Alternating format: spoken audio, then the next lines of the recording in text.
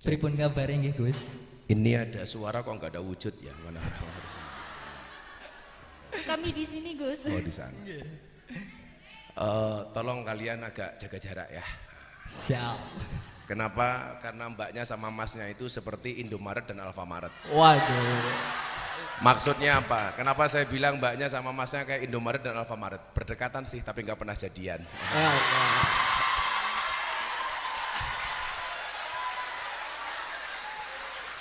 Ini yang biasa dikatakan impian-impian yang hanya angan-angan tak pernah terwujudkan, gitu kawan-kawan. Assalamualaikum warahmatullahi wabarakatuh. Alhamdulillahirabbil alamin wa kafa, salatu wassalamu ala sayyidina Muhammadinil Mustafa wa ala alihi wa sahbihi ahli sidqi wal wafa, amma ba'd. Hadratal muhtaramin, para masyayikh, mobil khusus Gus Kikin, pengasuh Pondok Pesantren Tebu Ireng yang sangat-sangat saya takzimi, Bunyai Ida Salahuddin Wahid, sehat-sehat terus Bu nggih. Dan yang saya hormati seluruh zuriyah, ada sahabat saya Gus Ipang Wahid.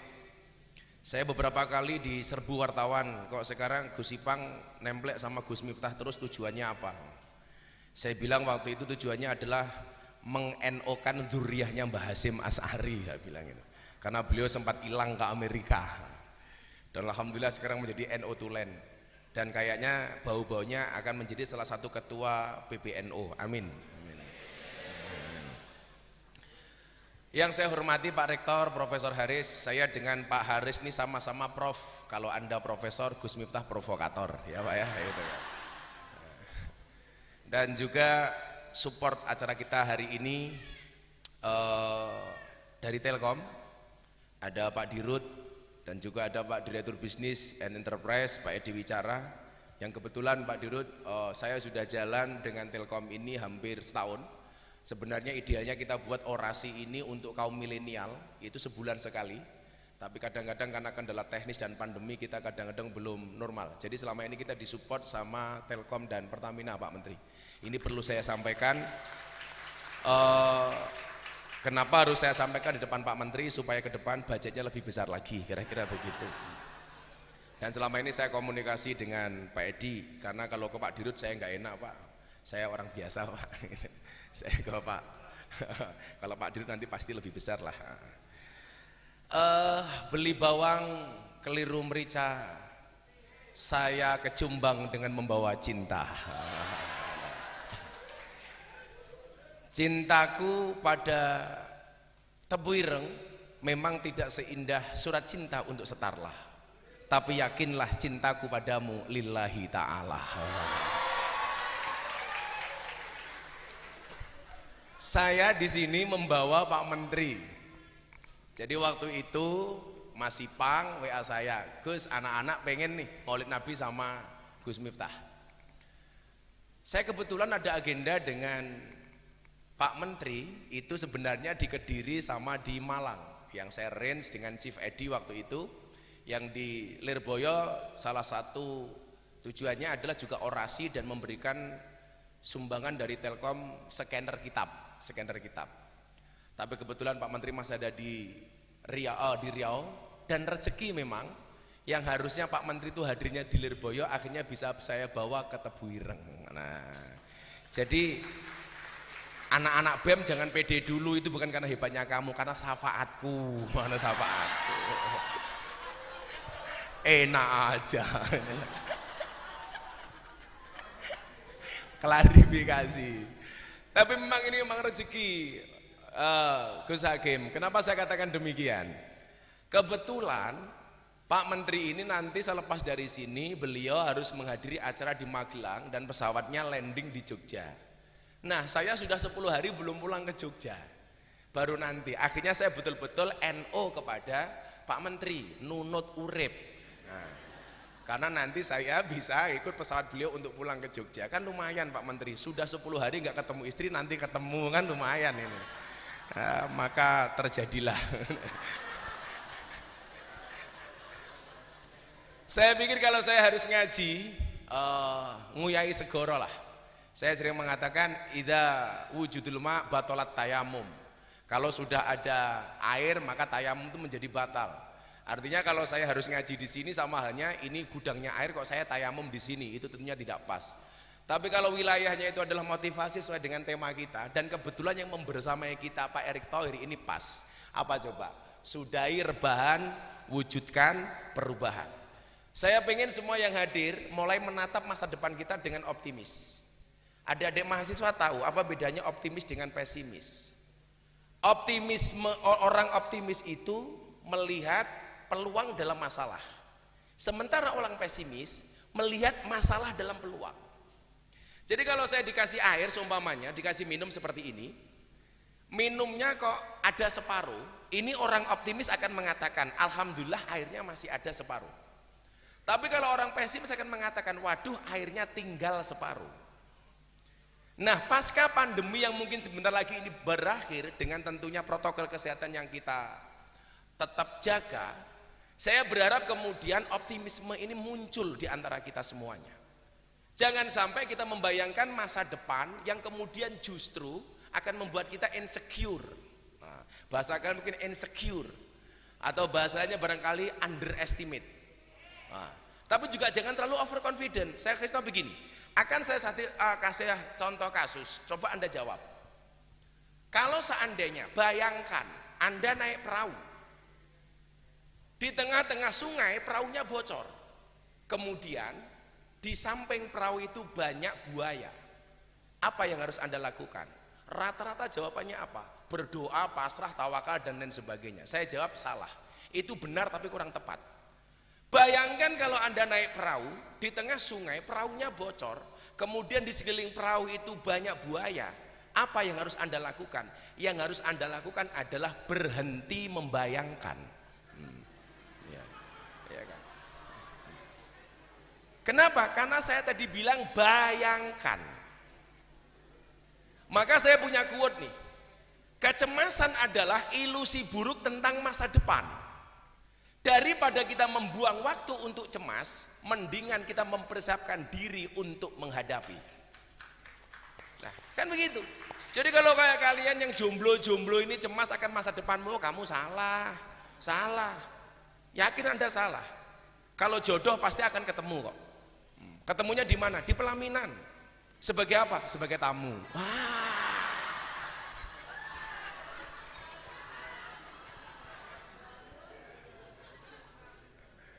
Santai lah. Saya yakin di Tebuireng nggak ada mengenal tradisi pacaran lah. Terutama mbak-mbaknya itu. Kalau ada cowok senang sama kamu, katakan sama cowokmu, Mas, kalau kamu mencintai aku, tolong pilih satu di antara dua, halalkan atau tinggalkan. Wah. Jodohmu itu sudah diatur, betul? Itu artinya kalau kamu belum berjodoh, barangkali kamu yang susah diatur. Gitu. Nah, coba kita mempunyai optimisme yang besar. Nah, maka kemudian kita diajarkan di dalam kitab Hikam.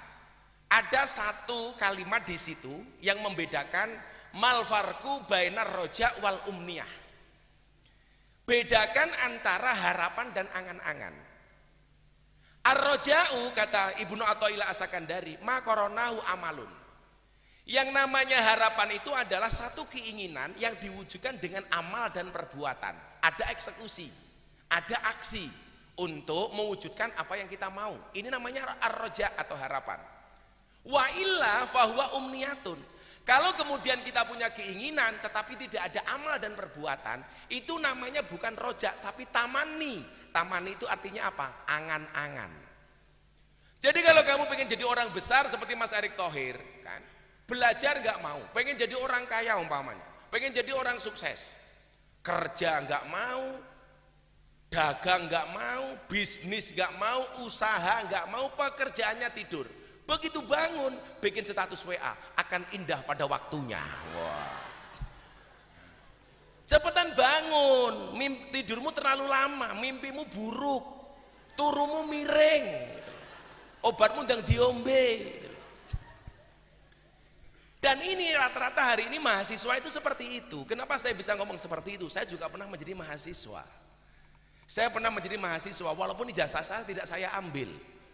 Karena saya malu Mas Erik. Kuliah 4 tahun setengah gelarnya hanya SAG, sarjana agak gimana gitu loh. Walaupun gara-gara itu saya sekarang malu. Kenapa? Karena rata-rata santri saya banyak yang kuliah. Akhirnya saya sekarang memutuskan lagi untuk kuliah lagi. Karena ada banyak kampus di Indonesia yang mau memberikan saya gelar doktor honoris causa. Gara-gara metodologi ngaji saya di klub malam. Tapi saya menolak Pak Haris. Dikasih gelar doktor honoris causa. Doktor honoris causa. Doktor honore kaos. Kan gak enak Pak itu. Nah, kalau kemudian kita namanya ar-roja itu harapan. Bahwa kita punya harapan besar untuk menjadi orang besar. Maka salah satu quote Gus Miftah yang paling terkenal itu apa? Ketika ada orang mengatakan mimpimu terlalu besar, katakan kepada mereka, bukan mimpiku terlalu besar, tapi pikiran kalian yang terlalu kecil. Betul? Kenapa saya katakan demikian? Karena masa depan seseorang itu seperti sekumpulan tempe. Artinya apa? Tidak ada yang tahu. Makanya supaya kita segera berakhir kondisi seperti ini, ayo kita bangkit. Kita bangkit. Istilah kerennya apa? Move on. Ada adik mahasiswa tahu nggak? Kenapa move on itu berat? Move on itu berat. Kenapa? Karena dari SD sampai perguruan tinggi yang dipelajari hanya mengingat dan menghafal, bukan melupakan. Iya. Makanya move on itu pilihan, gagal move on itu cobaan, pura-pura move on pencitraan lah.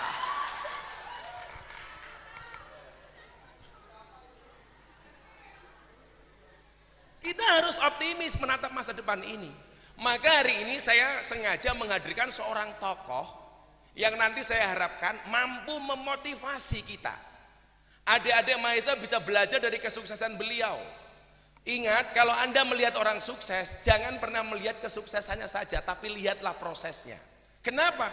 Karena sukses itu melalui banyak proses, bukan melalui banyak protes. Cowok-cowok, kalau kamu hari ini pengen dilirik oleh cewek, kamu harus sukses. Saya dulu ketika kuliah itu Mas Hadik, satu-satunya orang yang tidak punya pacar. Kenapa? Karena saya paling miskin. Karena saya dulu dari Lampung, yang kebetulan saya yang dibilang Gus Hakim tadi itu, mbah saya memang Ponorogo, saya keturunan ke-9. Kita punya mbah yang sama, namanya Hasan Besari bin Ilyas bin Muhammad Besari bin Anom Besari. Kalau Muhammad Besari dan Hasan Besari makamnya di Ponorogo, punya bapak namanya Anom Besari, makamnya di Caruban, punya bapak lagi namanya Abdullah Mursad, makamnya di Kediri, punya bapak lagi namanya Raden Demang dan Pangeran Demang, makamnya di Kediri, punya bapak lagi namanya Ratu Jekulo, punya bapak lagi namanya Brawijoyo Limo. Jadi kalau sampai saya, Brawijoyo Limo sampai saya itu urutan ke-15. Urutan ke-15. Jadi bin sampai kemudian sampai Brawijoyo Limo. Saya ke Lampung, saya lahir di sana, istilah kerennya Puja Kesuma, putra Jawa kelahiran Sumatera. Kalau driver saya di rumah itu Indo-Pakistan, bapaknya iblis, ibunya setan. Yang kebetulan Mas Eri ini juga bau-bau Lampung, orang tuanya di Gunung Sugih, yang tidak jauh dari pondok pesantren saya. Waktu itu yang tidak punya pacar saya sendiri kok Mbak. KKN 9 orang, yang 5 orang ini cowok, yang 4 orang cewek. Ini 4 orang saling jadian karena punya motor. Saya nggak punya motor, ditolak Bu. Tapi hari ini saya tidak sakit hati. Saya punya prinsip. Di balik kesuksesan seorang laki-laki akan ada banyak mantan yang menyesali. Wah.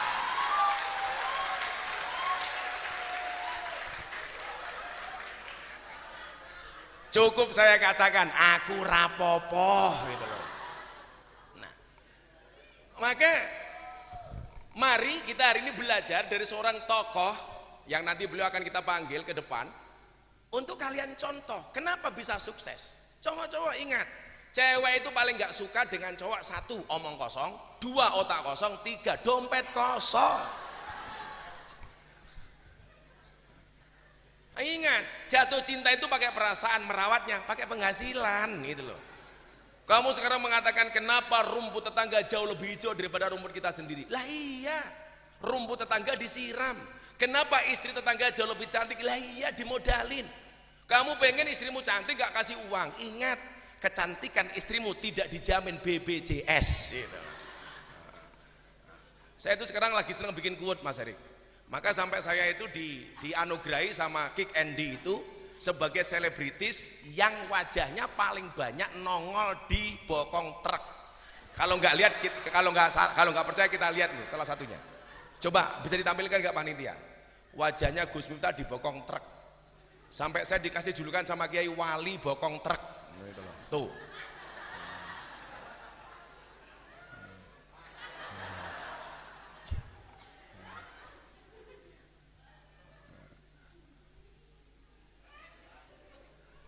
Coba dilihat, itu isinya quote semua itu Mas Erik. Tuh, ceweknya bilang nggak bisa foto sama Gus Miftah, tetap cukup dengan bokong truk saja. Gitu. Dan ini ratusan Mas Erik. Saya tanya kepada pemilik truk itu, Anda kayak gini bayar berapa? Bisa 3-4 juta, satu bokong truk. Ternyata kemudian mereka kenapa pasang gambar saya? Kalau dulu kan biasanya mohon maaf gambar-gambar cewek-cewek seksi janda, kutunggu jandamu. Wow. Ada lagi gambar cewek seksi, ya kan? Ada gambar cewek seksi, quote-nya apa? Caption-nya apa? Hidup ini indah bila disertai dengan janda dan tawa. Wow, umpamanya begitu.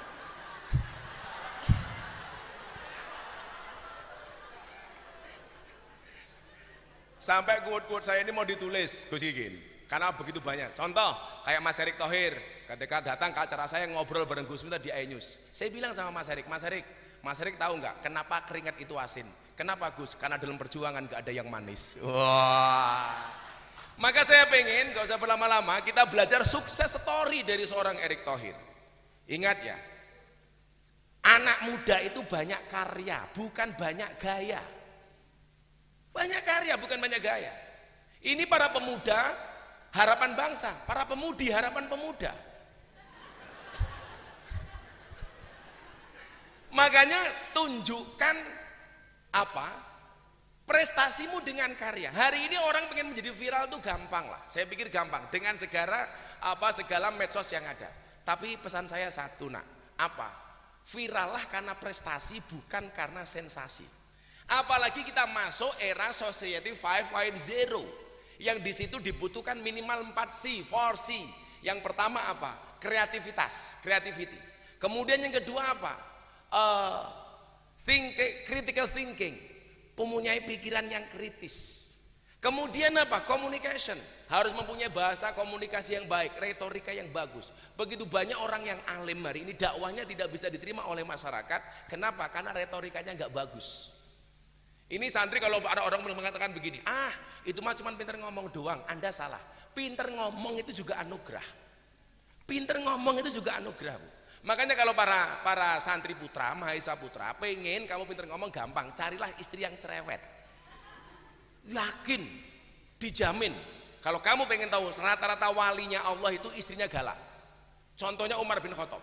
Makanya kalau kalian besok punya istri galak itu dua kemungkinan. Satu, Anda akan diangkat menjadi walinya Allah, atau yang kedua, min alamatil stroke.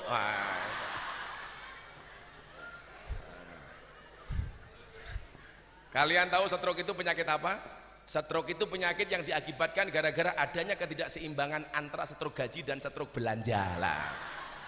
Maka tepuk tangan kita hadirkan Menteri BUMN Mas Erick Thohir. Silakan Pak Menteri. Karena saya dengan beliau ini harus meninggalkan tempat ini jam 4.30 untuk ke Bandara Surabaya.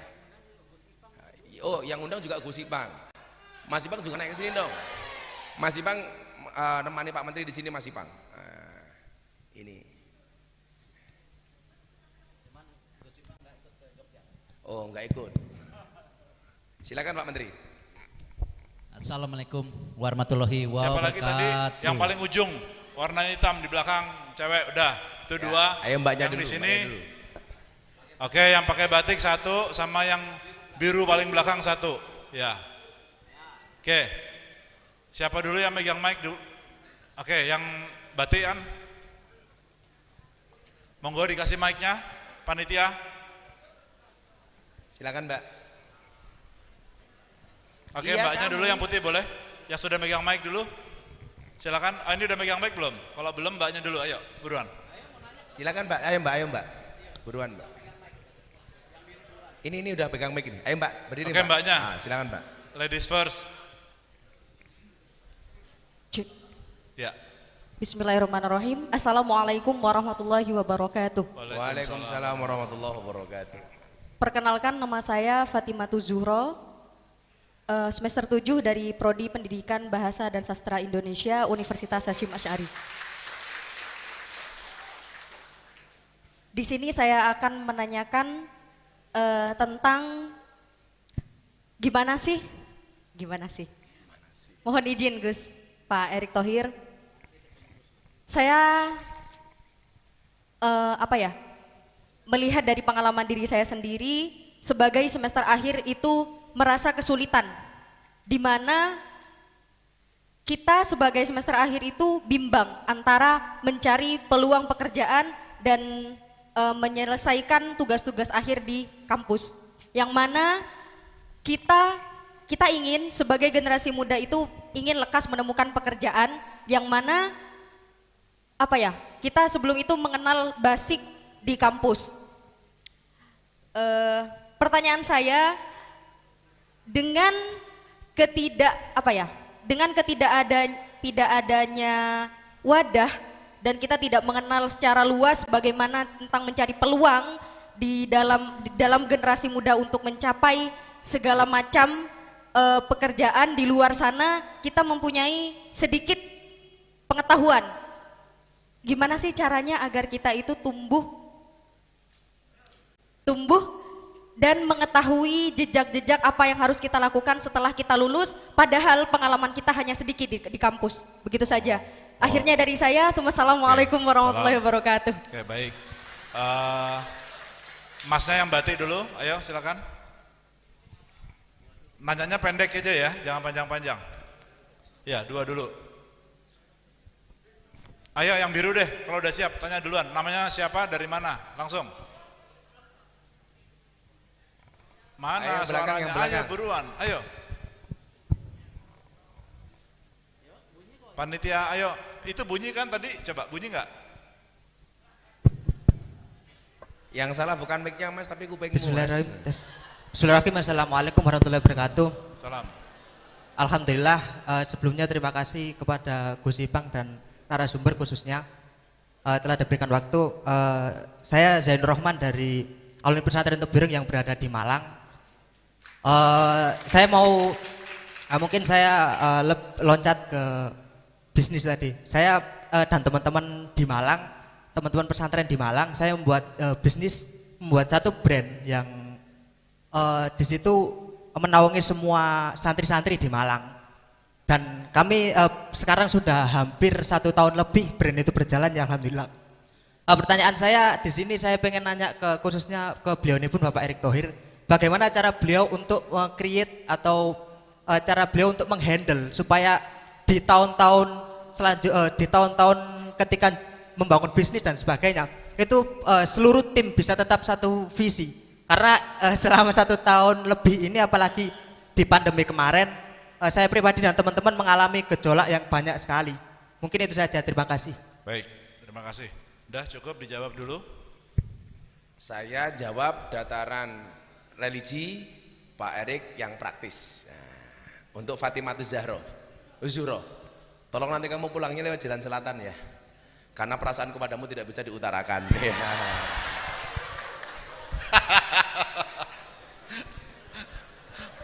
Pak Menteri nggak ngerekam tadi kan semuanya. Oke. Yang penting aku sudah ingat nama komplit kamu, sehingga besok aku tidak lupa di pelaminan. Saya dulu punya pikiran yang sama, Mbak. Ngapain cepat-cepat kuliah selesai? Toh selesai kuliah belum tentu dapat pekerjaan. Yang perlu kamu ingat, semakin cepat kamu menyelesaikan kuliah kamu, berarti kamu sudah menghilangkan satu masalah kamu, menyelesaikan masalah kamu. Semakin kamu tunda-tunda, masalah kamu nggak akan selesai. Ya namanya hidup itu pasti banyak cobaan, Mbak. Kalau cobaan pasti banyak, karena kalau sedikit namanya cobain. Iya kan? Kalau hidupmu diselimuti masalah, berbahagialah, berarti kamu masih manusia. Karena kalau diselimuti wijen namanya onde-onde. Coba Anda bayangkan ya, dalam kitab, saya itu penggemar banget Gus Ikin, kitab Ibnu Athaillah As-Sakandari Hikam. Di situ ada satu pasal bagus banget. Arih nafsaka minat tadbir. Hidup itu nggak usah kebanyakan ngatur. Kenapa? Karena hidup itu sudah ada yang ngatur. Manusia itu hanya ikut aturan saja.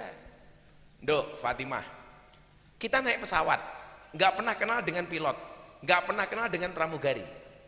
Naik pesawat duduk tenang. Apapun perintah dari pramugari kita manut. Turunkan, buka jendela, tegakkan sandaran kursi. Oh ini cuacanya sedang buruk, ya kan? Ada banyak awan buruk. Tolong nggak usah masuk toilet dulu. Coba, cinta itu seperti awan, indah sih, tapi bikin turbulensi. Wow. Kita manut, padahal nggak kenal dengan pilotnya, nggak kenal dengan pramugari, nggak kenal dengan pramugarinya. Pertanyaan saya adalah, kita hidup di dunia, kenal dengan pemilik dunia. Kenal dengan siapa yang memiliki dunia seisinya. Kenapa kita galau? Kenapa kita lebih percaya kepada pilot dan pramugari dibandingkan dengan Allah? Maka kemudian apa? Dikatakan oleh Ibnu Athaillah, ijtihaduka fima duminalaka wa taksiruka fima tuliba minka dalilun alang timasil basirati minka. Kesungguhanmu di dalam rangka mengejar sesuatu yang telah Allah jaminkan untukmu dan kelalaianmu terhadap sesuatu yang belum Allah jaminkan untukmu, itu adalah merupakan tanda-tanda telah mati mata batinmu. Wow, langitnya Gus Miftah kayak kiai.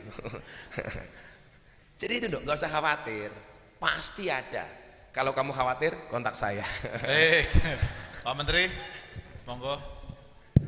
Saya nanti jawab dua-duanya. Jadi gini, memang dalam membuat tim untuk usaha ataupun melakukan sebuah kegiatan, pastikan tim yang kamu bentuk itu adalah sesuai dengan kemampuannya masing-masing. Jangan membentuk tim tidak sesuai dengan kemampuan. Yang kedua, sebagai pimpinan di tim itu, kamu juga harus berani. Tim itu dibentuk bukan karena pertemanan, tapi karena profesionalisme untuk mensukseskan bisnis kamu atau pekerjaan kamu. Memang berat, tapi itulah tantangan. Karena kembali, kalau kita balik, ini sama almarhum saya dari kecil kadang-kadang menggelitik, saya ditantang. Saya SMA aja selalu bilang, kamu harus kaya. Ini bapak materialisme banget itu. Dia bilang, kamu harus kaya. Kenapa?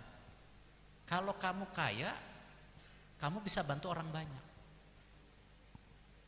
Kalau kamu kaya, kamu bisa lakukan ini. Nah, memang itu tantangan yang beliau berikan bukan arti negatif. Tapi bagaimana kita dipacu untuk sesuatu yang besar, tapi untuk kebaikan. Nah, jadi sama, saya rasa membentuk tim bukan karena tadi pertemanan, tapi adalah kepentingan mensukseskan bisnis kamu ataupun tadi event kamu. Dan harus timnya sesuai dengan kapabilitasnya masing-masing. Untuk mbaknya saya rasa begini, era ini sudah era internet. Kita bisa belajar dari internet. Ya, itu kemarin ada YouTuber siapa? Vicky Naki. Bisa 5 bahasa otodidak dari YouTube, dari internet. Jadi apapun bisa.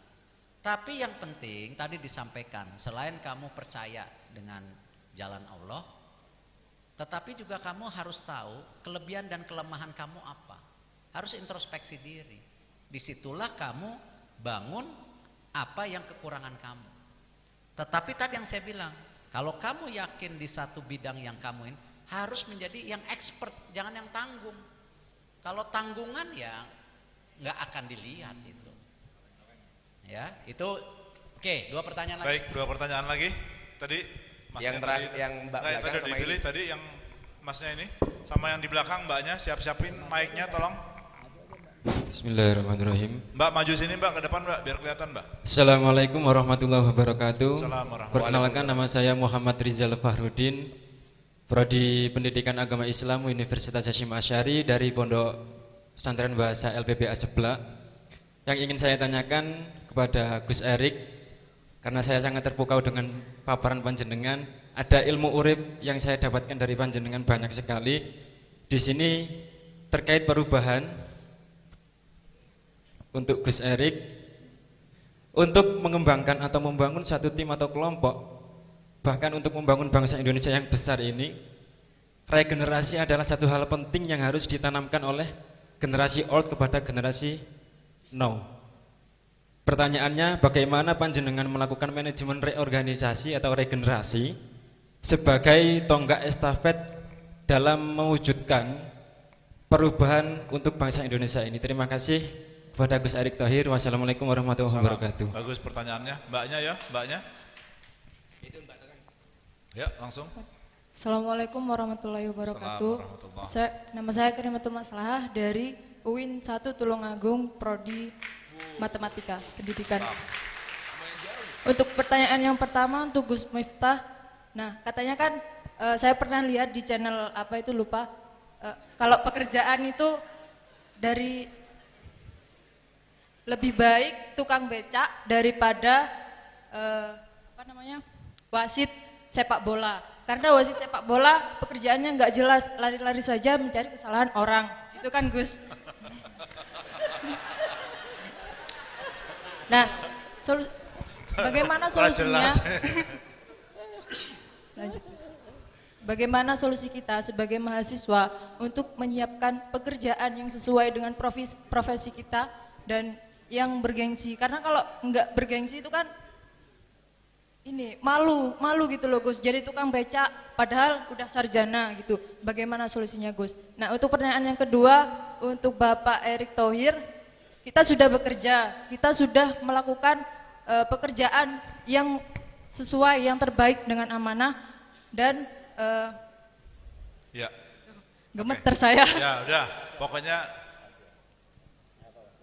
yang sesuai, melakukan pekerjaannya sesuai. Nah, namun tidak kaya-kaya. Nah, itu bagaimana solusinya, Pak? Terima kasih. Wassalamualaikum warahmatullahi wabarakatuh.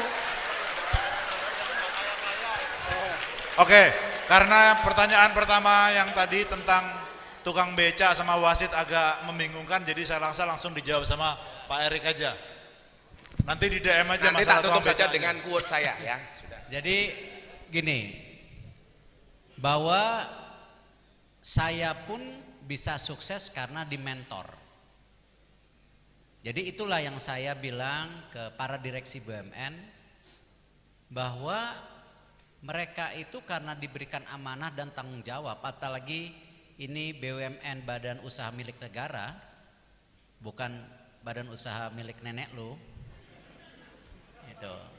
Jadi penting sekali mereka punya tanggung jawab. Artinya apa? Generasi yang di bawah mereka itu, apalagi ini BUMN ini kan sepertiga kekuatan ekonomi yang harus juga memberikan kontribusi ya kepada keuangan negara dan juga pelayanan publik. Nah, jadi satu, kita memastikan ada sistem mentoring. Jadi supaya generasi muda bisa juga belajar daripada seniornya. Yang kedua, kita cari talenta yang terbaik. Apakah di dalam, apakah dari luar. Sesuai dengan kebutuhan perusahaan tersebut. Nah, yang ketiga, ini yang terpenting. Harus diberi kesempatan untuk melakukan tugasnya ya, walaupun ada resiko membuat kesalahan. Tetapi prinsipnya yang saya selalu tekankan, kalau seorang pemimpin tidak membuat keputusan apa-apa, itulah pemimpin yang paling jelek. Tapi kalau pemimpin melakukan keputusan yang kurang baik, masih bisa diperbaiki. Tapi yang paling jelek, yang tidak bisa membuat keputusan apa-apa. Nah, jadi ketiga hal ini baik mentoring, kedua tadi sesuai dengan talenta yang dibutuhkan. Ketiga, kesempatan mereka mempraktekkan. Itu yang kita lakukan. Dan mestinya ya banyak generasi medo Indonesia luar biasa yang bisa menjadi penerus itu. Jadi nggak perlu takut asal kita tadi mau melakukan itu. Baik. Nah, kalau masalah Udah usaha nggak kaya-kaya? gini, saya pun dalam berusaha beberapa kali gagal. Jadi tidak mungkin orang itu melakukan sesuatu sukses terus. Sukses itu terjadi karena banyaknya kegagalan. Yang membedakan tadi, kalau gagal itu bisa nggak bangkit dari kegagalan. Yang problem itu ketika gagal, dia justru ya sudah tidak mau melakukan lanjutan lagi karena dia sudah takut gagal. Jadi harus terus lakukan percobaan. Tapi penting ya, dalam berusaha itu kita mesti tahu yang namanya data. Tidak seperti zaman dulu ketika bapak saya jualan baju dalam semua warnanya putih. Ya, kalau sekarang ada yang biru, ada yang hitam, ada yang merah. Jadi dalam berjualan itu penting sekali kita melihat data. Karena disitulah kita bisa melihat kesempatan untuk sukses. Jadi tidak bisa sekarang dalam berusaha itu berdasarkan feeling saja. Feeling penting, tapi data sekarang lebih penting. Nah, dan yang terpenting juga setelah datanya didapatkan, pastikan bisa mengimplementasikan. Jadi bukan hanya teori saja. Nah, ini saya rasa jangan takut ya, kegagalan itu adalah bagian dari kunci kesuksesan. Baik, terima kasih untuk Pak Menteri Erick Thohir dan Gus Miftah. Kita kasih aplaus bersama. Kita sudahi acara kita sore ini ya. Jadi tadi sebenarnya ada yang mau bertanya, kenapa Gus Miftah selalu pakai kacamata hitam? Siapa yang tahu? Ada yang tahu nggak? Karena kalau pakai kacamata pink namanya bukan Gus Miftah, Gus Mifyu. Oke, kita foto bareng di sini, Bu Nyai, Pak Kiai Kikin. Kita sudahi acara kita ini dengan hamdalah.